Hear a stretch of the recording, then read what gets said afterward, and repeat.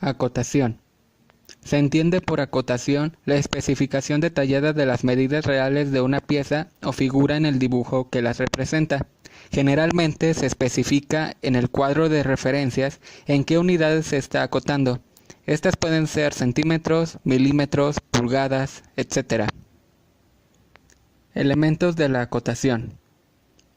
Los elementos que incluyen la acotación son los siguientes: líneas de acotación, cabeza de flecha, línea de referencia, cota y la figura por acotar. Líneas de referencia. Estas líneas tienen por función indicar o referir qué partes del dibujo se están acotando. Son rectas, finas y fuertes. Generalmente son perpendiculares a la superficie por acotar. Si son únicas, medirán 12 o 13 milímetros de largo. Las líneas de ejes también son utilizadas como líneas de referencia. Las líneas de referencia nunca cruzarán, intersecarán una línea de acotación. Líneas de acotación.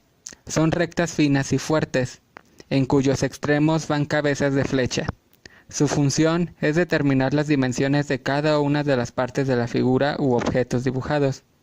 Siempre van perpendiculares a las líneas de referencia que deben tocar. Generalmente son paralelas a la superficie por acotar y se trazan a una distancia aproximada de 10 milímetros de separación de esta. Cabezas de flecha. Se le llama así a los remates dibujados en los extremos de la línea de acotación.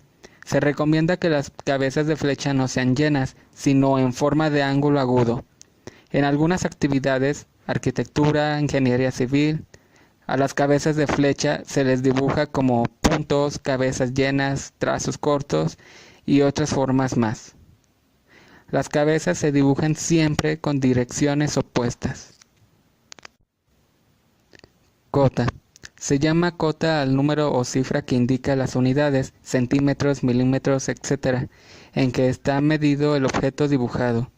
De preferencia se escribe la cifra, cota, en la parte central de la línea de acotación, pero sin tocarla. De forma muy elemental, se considera que la cota tiene dos posiciones en relación con la línea de acotación. Por arriba de la línea de acotación, si ésta tiene posición horizontal. A la izquierda de la línea, si ésta tiene posición vertical. Acotación de curvas. Generalmente las circunferencias se acotan en función de su diámetro o la abreviatura TEAM, acompañado del valor numérico. Las porciones de curva, arcos de circunferencia, se acotan de acuerdo con el valor de su radio. Para ello se utiliza la letra R o R mayúscula o la palabra radio o radio seguida del valor numérico.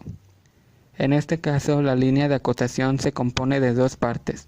Una parte inclinada con dirección al centro de la curva y la otra parte horizontal sobre o a continuación de la cual se escriben las anotaciones referentes a la curva. Ya casi no se acostumbra a acotar a base de líneas de referencia perpendiculares al diámetro de la circunferencia. Superficies inclinadas. Las superficies inclinadas se pueden acotar de dos formas, dependiendo de la función que desempeñe el objeto. Una forma es como si fuera un ángulo. Se utiliza línea de acotación curva y la cota se expresa en grados.